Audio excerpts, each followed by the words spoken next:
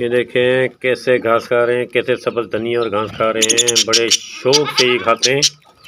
और एक बच्चा वो बैठा हुआ है, एक बच्चा ये कोने में आपको नज़र आ रहा है।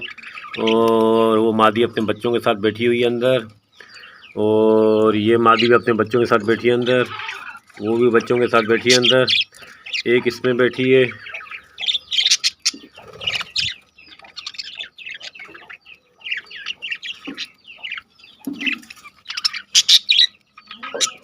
वाह माशाल्लाह, ज़बरदस्त।